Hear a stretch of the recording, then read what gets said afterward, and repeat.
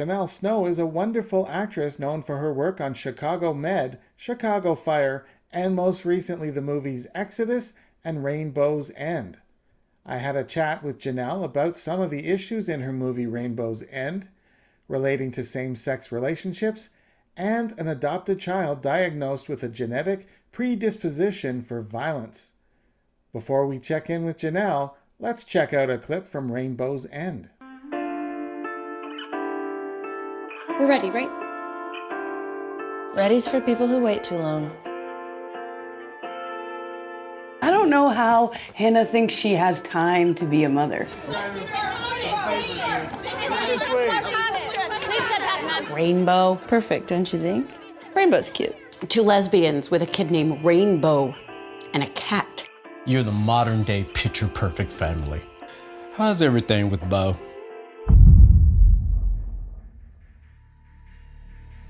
Harley. Again, Beau tried to... Something's not right, Hannah. Beau's detached behavior does fit right in with my findings. He has an extra Y chromosome. Some research suggests that this extra chromosome may actually predispose boys to aggression. Mayor Driver? What boy doesn't have a tendency toward aggression? Is it still there? You're fired. what's in here, babe? Do you love any of it? All I ever wanted was to live with you and our family in a little apartment until we had enough money to afford that cabin. All of this was for you. My safe spot was always us. What?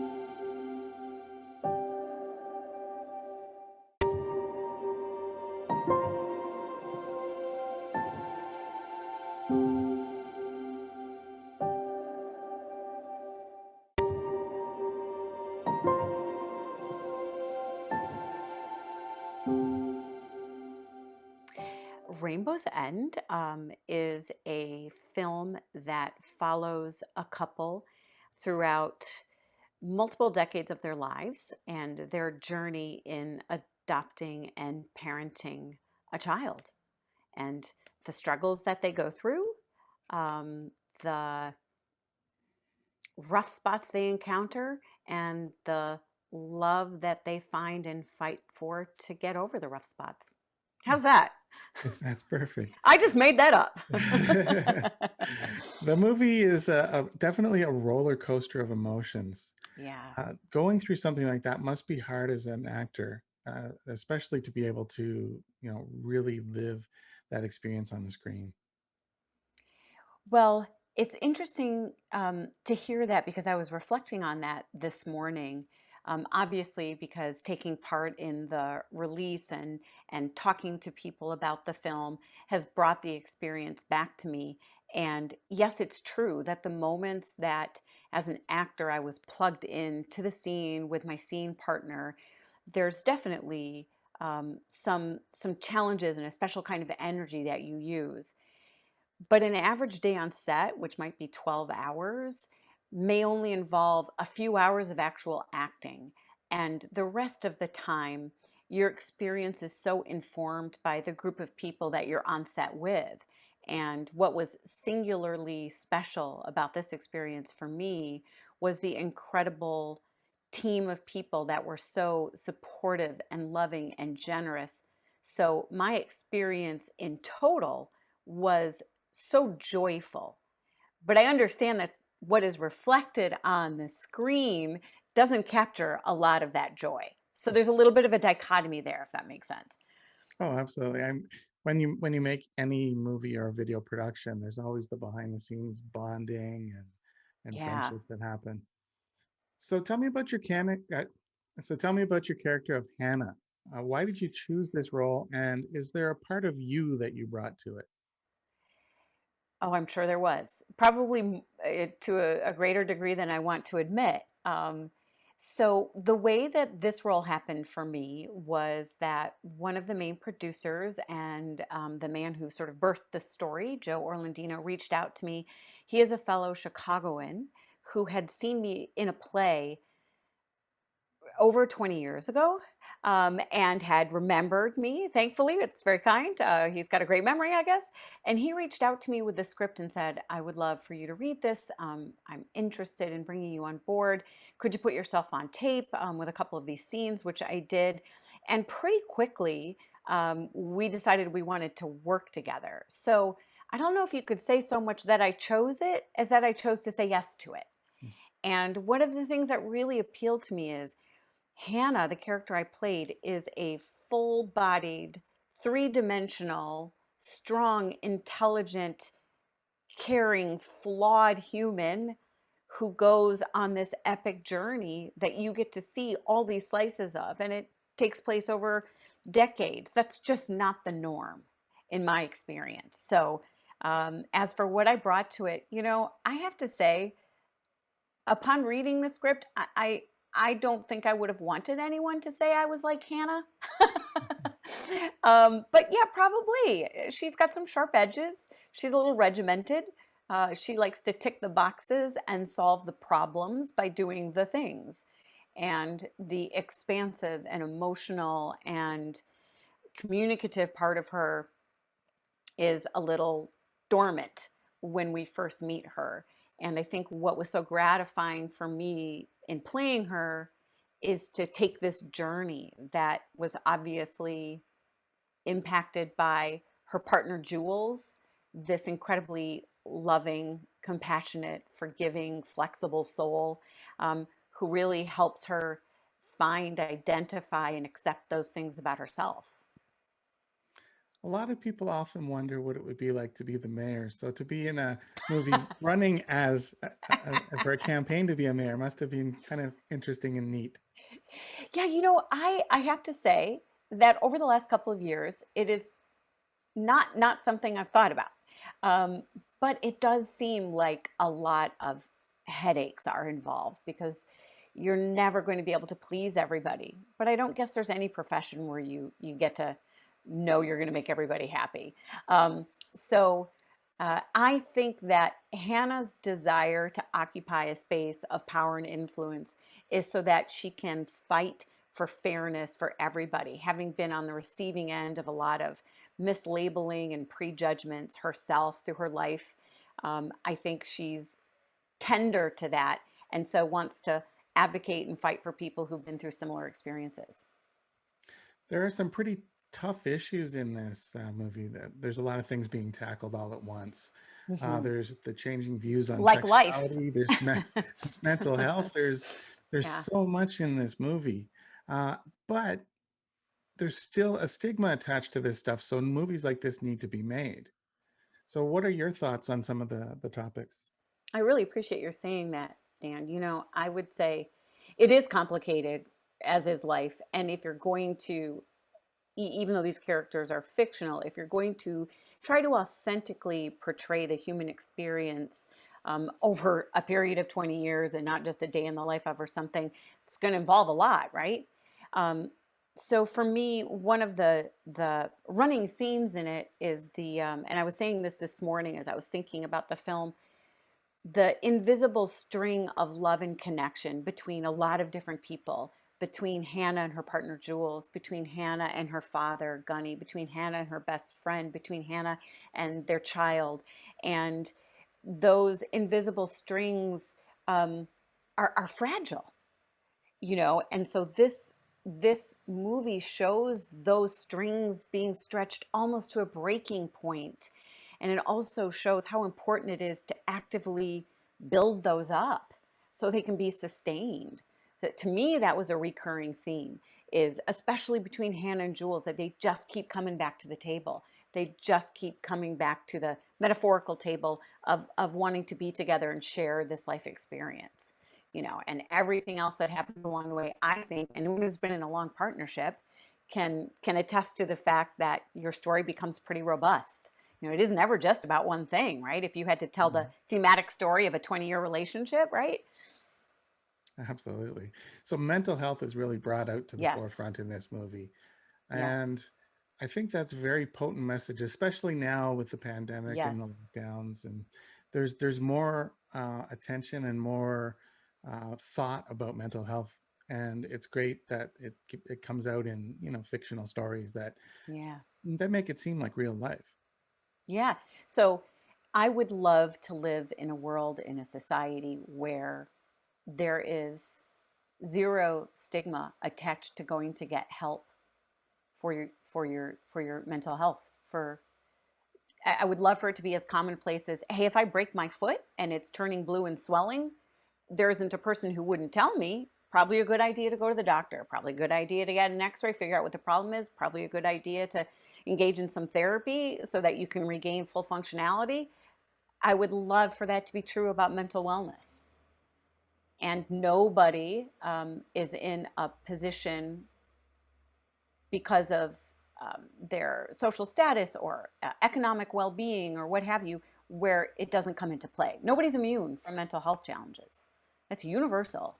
I would love to live in a world where we could universally, safely, without any stigma, attend to our mental wellness and seek help from professionals when we need it. And that's something I think we can all work towards.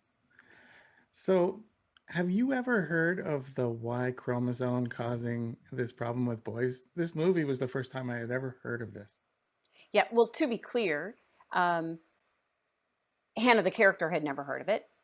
Um, but it is a reflection, this fictional story is a reflection of a time where it was very misunderstood.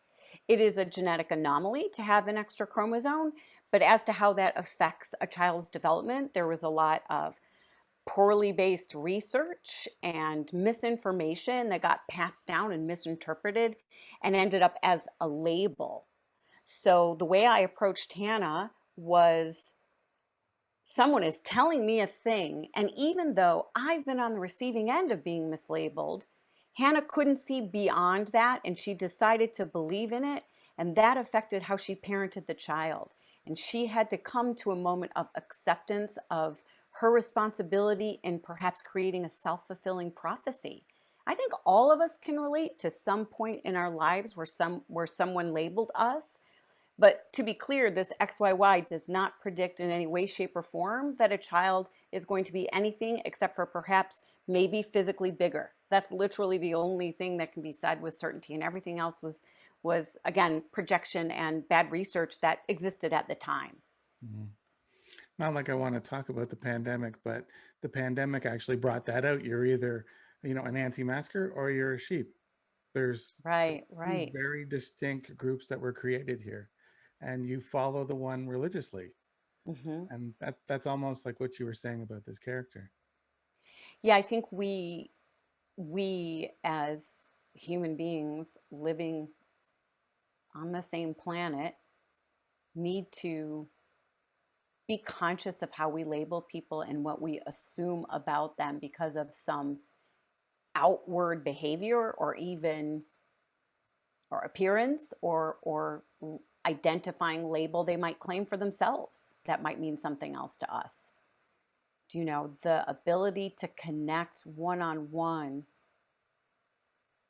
and cultivate compassion for other people as individuals as well as for ourselves is where I would, again, if I could wave a magic wand, move everyone towards, instead of segmenting people into groups just because it might be more comfortable or because we as human beings have a sort of us versus them, primal urge sometimes. Mhm.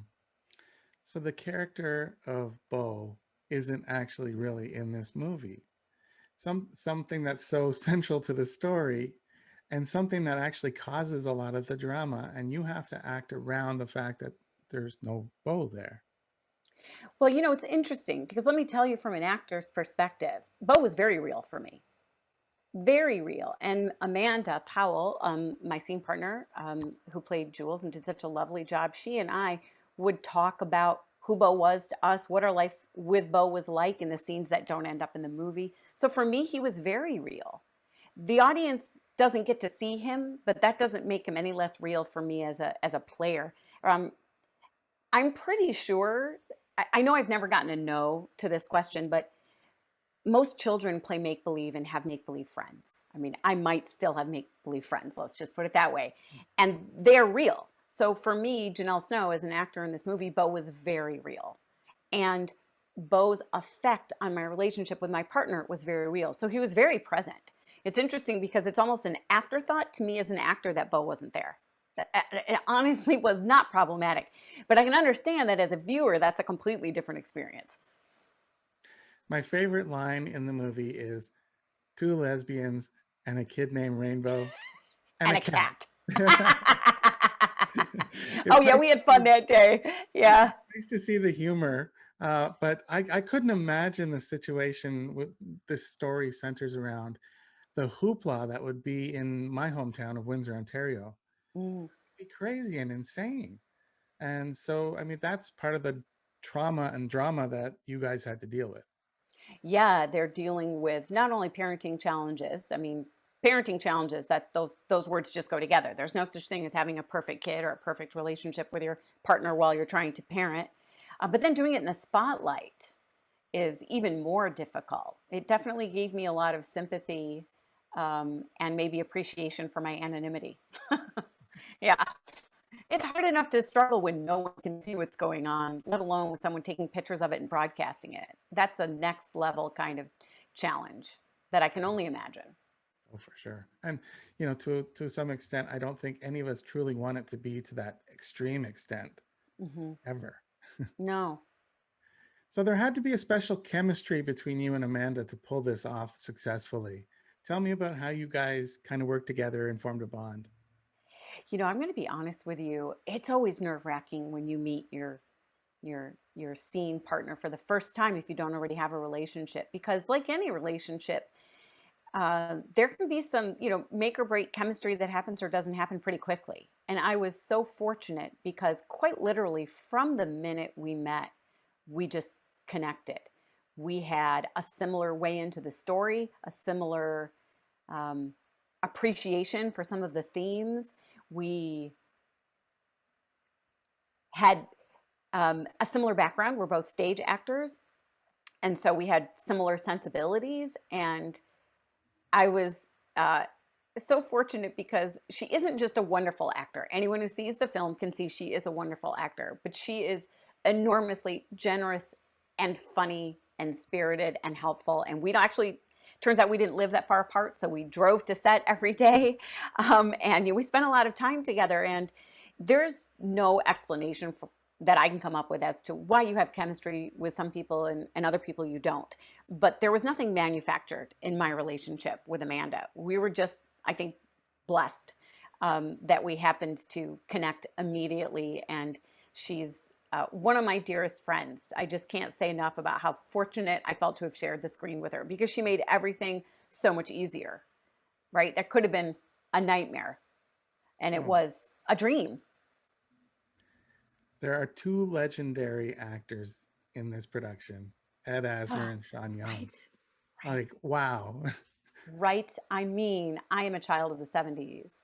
And so I had to pinch myself. I mean, I probably didn't literally pinch myself, Dan, but I couldn't believe that I was sitting at a table with Ed Asner. I mean, I just couldn't believe it. I kept going, is this real? And then Sean Young, this exquisitely beautiful, talented, generous explosion of persona on set. And then Ed Asner, just this legendary, effortlessly talented human. It just, I really couldn't believe it. I don't know. I giddy. Listen to me. It's like I'm 12. I'm like, are you kidding me? That's how I felt on set with them, for sure. And I was really lucky too that they were both, consummate professionals and so helpful on set, because it would take me decades to get to a point where I had as much experience as either one of them. And they were both just incredibly generous and helpful and grounded and funny. I mean, just again, I know, I hear myself talking and I'm like, you're making it sound like it was the greatest thing. And I'm like, well, it kind of was the greatest thing. And I have been a part of enough experiences to know that that is rare. So that's just the truth. Is there one story that you're going to take away from that, from being on the set with them, that you're going to treasure? And 20 years from now, you worked with Ed Asner. Is there one thing that's going to stick out? You know, I will say I spent more time on set with Sean Young than with Mr. Asner. And in the quieter moments, while there's a setup being changed or, technical elements are being addressed or what have you, and it was just she and I, she was so unflaggingly generous. And I have a picture of this, so I know it happened. But there was one day on set where I was probably fatigued and maybe feeling a little frustrated with a scene I was trying to get right. And I think she could sense that. And she looked at me and she said, "Janelle, let me rub your feet." And I mean, I don't know about you, Dan. Do you have people say that to you on the reg? Do you know that? No. Right? I was like, are you? Yes. She just has this incredibly huge heart, and she could just see right through what I was. She saw what I was going through with just laser focus, and she addressed it in just the kindest way I can imagine. Just let me take care of you in this way and relax you. And so I think I made a note of that. I said, wow, if I could be someone on set who can see someone who needs something and give them something so kind and so intimate, I'd love to be like that. I'd love someone to be able to tell a story like that about me someday. So what do you hope audiences are going to take away from this film? Ooh, that's a good question. And I don't want to dictate what anyone takes away from it because everyone's going to find a different way in.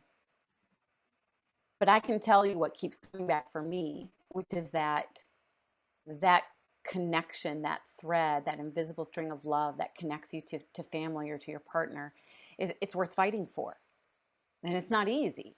This film does not paint a rosy picture as if, oh, well, you adopt a child and you live happily ever after. And that's not it at all. As you know, you saw the film. But at the end of the day, even though it's a roller coaster, when I finish watching the film, I sit back and I go, the cliche, love won.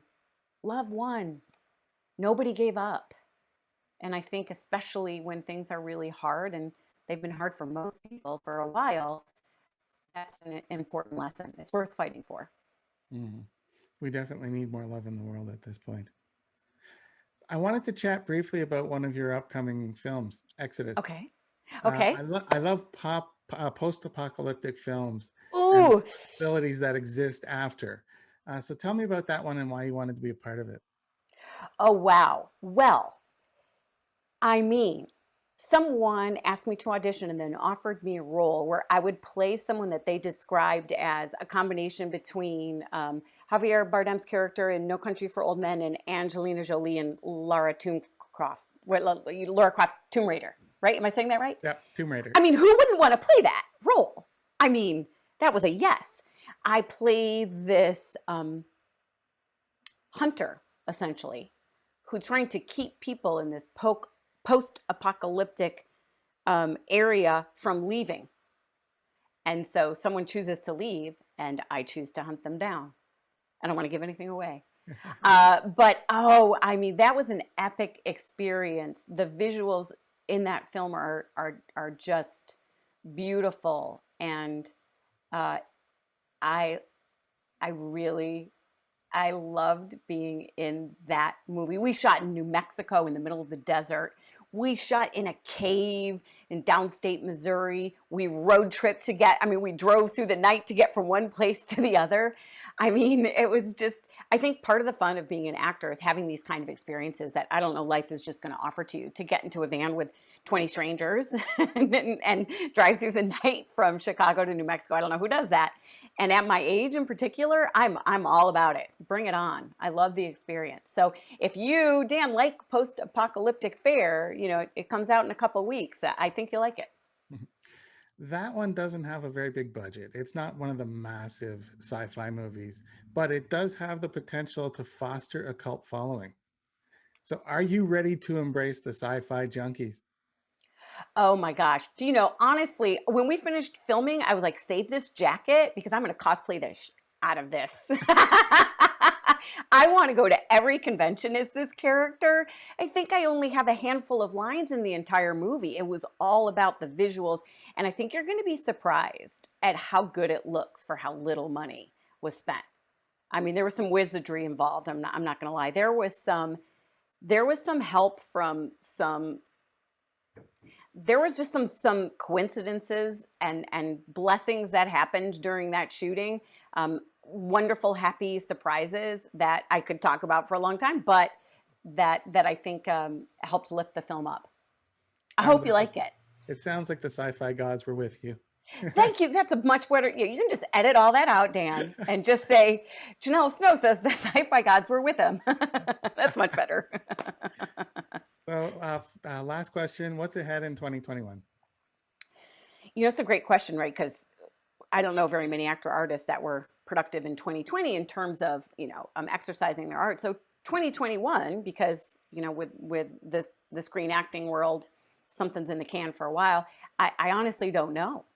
I don't have anything lined up, but I can tell you part of the fun of it is that it happens last minute.